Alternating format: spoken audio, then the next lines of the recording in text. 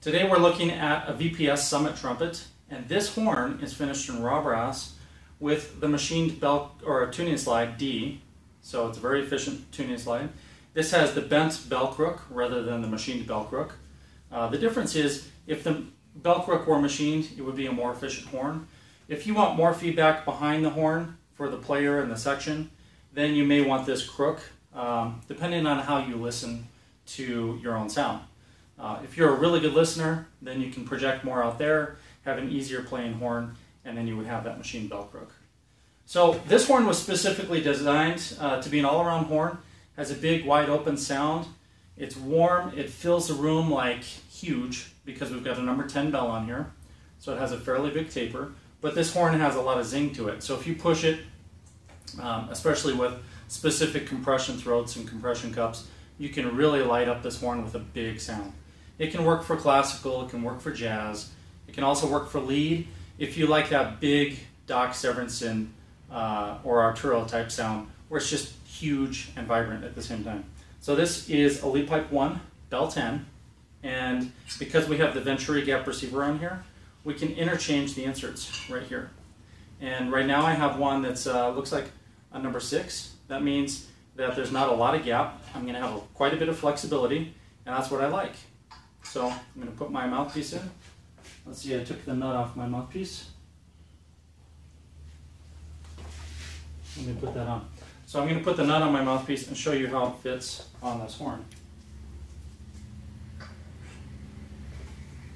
We can make the mouthpiece look like it's integral. So you can see mine, of course, has some spiral shape going on. There's a close-up of the inlays. These are the dichroic, so it's dichroic inlays. This side is stamped Harrelson.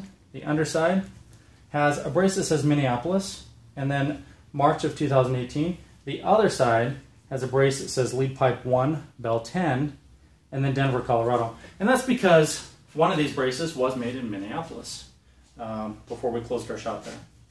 So some other features on this horn: it has the 3/8" bottom caps. It's a really nice balance for all types of playing. It's got the lightweight 3/8" top caps as well. I say lightweight, but they're actually high efficiency. It has our very high efficiency valve stems, which does improve playability quite a bit. Our machine lead pipe and ergonomic finger rings, Saturn water keys. So that's a lot about the horn. This one is on our website and it's ready to go. It's also here for you to come play test.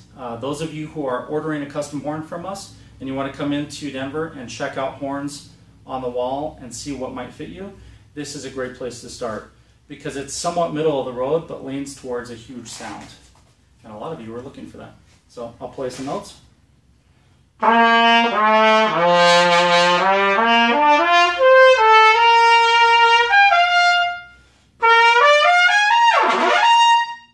Flexibility, like I said, is easy because I set that Venturi and the gap to really have less impedance. If I wanted to slot harder, I could change that insert.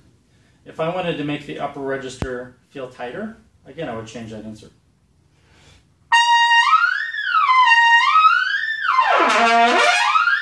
It's easy to slide around on this horn.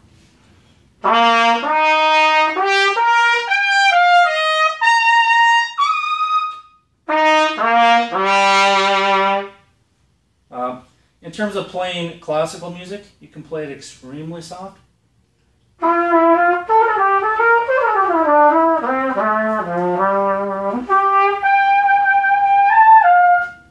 And you can play it very loud. Loud doesn't work so well with cell phones because they distort.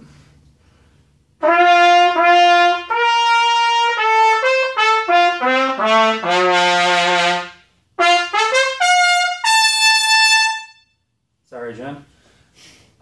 So that was probably about 60% of what I could do, but Jen is holding the camera cringing, so I'm going to stop. You can play extremely loud and vibrant and sizzle with this horn pretty easily.